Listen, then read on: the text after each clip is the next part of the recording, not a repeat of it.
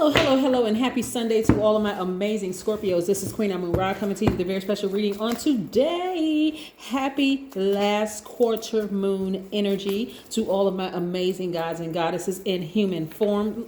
Scorpios, I'm talking to you all. Let's get it. Most High God in the universe, please give me a special reading for my amazing Scorpios as it relates to every area of their lives, specifically in areas of power and intellect, money and wealth, creativity and emotions and spirituality, and where my Scorpios need to take action. I am talking to my focused, loyal, faithful, ambitious, resourceful, passionate, intense, the I desire sign. Yes, I'm talking to my gods and goddesses, Scorpios. You all are divine feminine energy by default. Yes. So this last quarter moon really represents turning the tide inward. We're talking about tide as in water, right? You're a water sign. And so now it's time to really start nurturing yourselves even more. You all are nurturers by default. And so I've been seeing a lot of tears, a lot of frustration, but I do see you moving on. So boom, let's look at it. Here we have the Nine of Swords. Some of you all have been really hurt by having to move on from some relationships, whether that relationship is a job, whether it's a relationship of a person or a job or person or thing, whatever, person, place or thing. You've had to move on, and it's caused a lot of hurt and pain. But look who's right here, your ancestors watching over you, protecting you. So you are not alone, and you never have been alone. But how many times have you been enlightened on this journey? Right? Doesn't matter if it's the first time you've been in a relationship with this person or place or thing, or if it's been multiple situations where you have to keep learning, where you have to keep being enlightened, right? You're a Scorpio.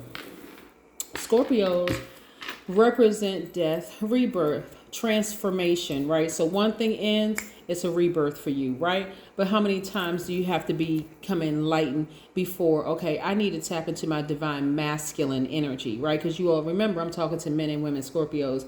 This is where, and the divine feminine energy, divine masculine energy has nothing to do with gender. It has everything to do with how you process things, right? So you all, like I said, are nurturers by default. Your water signs, you're an emotional sign. You'll go to the depths of your emotions where a lot of people don't want to go there, right? And so this is about constant transformation. So because you've decided to move on from some energies that have burned you more than once, those energies that may have burned you could have been very manipulative, gaslighting, sociopath, narcissist, psychopath, or whatever. And this is not putting you in a victim position. This is saying to say that you survived it. Now it's time for you to thrive. You are a fixed sign, Scorpio, so it's no time for you to sit around and just be fixated on the who, what, when, where, and why that did it, right? You're not even trying to get people back. It's just more or less like, when I say get them back, you're not being vengeful. You're just saying, you know what, let me move on from this situation. I've been burned one too many times. I need to move on. So the energy can come in any sign. I don't want to throw signs out there in particular because this is a general reading. The person could have been an Aries, Leo, or Sagittarius. It could have been an Aquarius, Libra, Gemini. It could have been a fellow Scorpion. It could have been a Cancer or Pisces, or it could have been a Taurus, Capricorn, or Virgo, right? But nevertheless, because we have multiple signs in our birth chart, and that's why I don't like to toss out sun signs of people who may have done something to you, because their moon sign would be more telling of like their moods, emotions, subconscious habits, and feelings. See? All right. So again, the person was a manipulator. They were a liar. They were, and it was exposed, right? And so you finally decided, you know what? It's time for me to move on, right? And guess what? This is how you're going to be feeling happier. Now that they're out of your space, you're going to see more of this come your way, money, because you're no longer holding space for that energy. Your intuition is on fire. Matter of fact, this high priestess is connected to the moon. We know that the moon is not a planet. It never goes retrograde, right? We have phases to the moon, and like this phase moving towards the new moon phase, that where the energy that we're in is in the last quarter moon. Your intuition is extremely heightened. It's like, okay, I need to move on. I'm not shedding another tear about this. I'm just moving on. It's time for me to move on. And so your ancestors got your back, your front, your sides, everything. So there's no reason for you to shed another tear.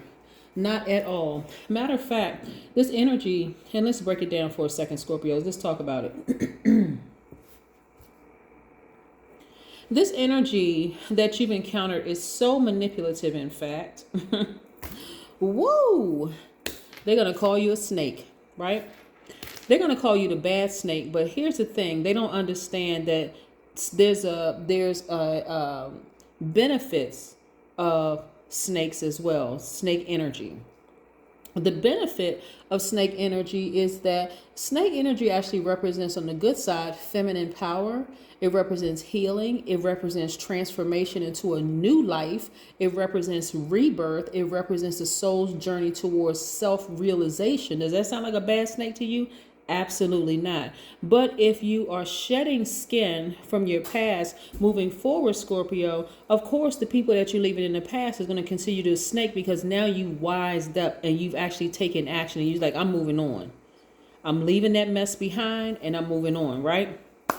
What they're actually doing is trying to project. Remember, I'm talking about a person who is a master manipulator. They are trying to project onto you who they really are: poisonous, evil, destructive, given to temptation easily, right? A penetrating, legless essence, Satan, the devil. That's what they try to project onto you, who they really are. So this is why I want you to just stay focused and move on. The number is 66. So the number 66 represents, because you think about the number 6, it looks like the woman that's pregnant that's about to give birth. If you look at the number 66, it looks like that.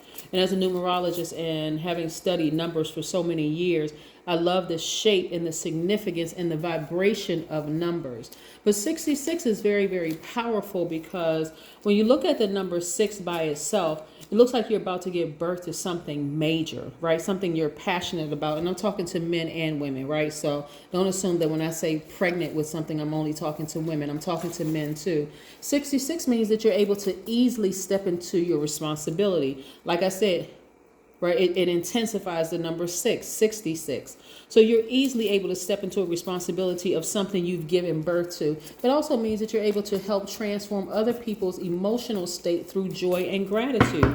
So yes, let them call you a snake. You're transforming. You're moving on. Some of you all are still operating in fear. Yes, operating in fear of the unknown right here. This devil card. They've tried to project onto you who they really are. This is what I'm saying. I need you all to move on. Somebody was married to somebody who tried to project by using, when I say married, I'm not talking about just romantic marriage, because you could have been married to somebody who was, romantically, but you could have been in business with the person. You could have been in a relationship with the person where you thought about marrying them. You could have been married to someone in a platonic relationship, like, oh, this person just gets me. This person is just, that kind of marriage, right? Maybe common law, it could be legal or non-legal, or just a platonic, or even a professional relationship. But nevertheless, this is where you're going to move on from that. Here's your card, death, rebirth, right? So because you all are the death, rebirth sign, you all are used to ending something and then finding the beauty in the rebirth of this, right? But it doesn't make it less painful whenever it happens, especially if you feel like you've learned a lesson. Okay, so moving forward, so you're still going through the death process of grieving, right? Allow yourself some time to grieve, because you got time and money in your favor. Ha, Scorpio, time and money in your favor. There's nothing to be scared of. Yes, even if this person ran a smear campaign on you, guess what? They just created their own karma. And so moving forward, you're going to be a lot more careful of the energies you allow in your space. Remember, you're a very magnetic sign. You're a divine feminine. Divine feminine energy is very receptive. And so when I said that last quarter moon is about the tide turning inward, all the nurturing that you've been giving to other people, that they may have hurt you and manipulated and lied and played games in the whole 9 yards, you're going to do a better job at nurturing yourself moving forward, right? You're going to start asking more questions. This energy is divine masculine energy, right? This is the other side of you, divine masculine to your divine feminine. You're going to start asking questions.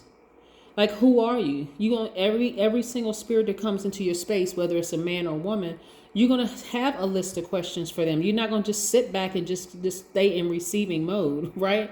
Scorpio, you're going to start asking questions, right? Being a lot more vocal.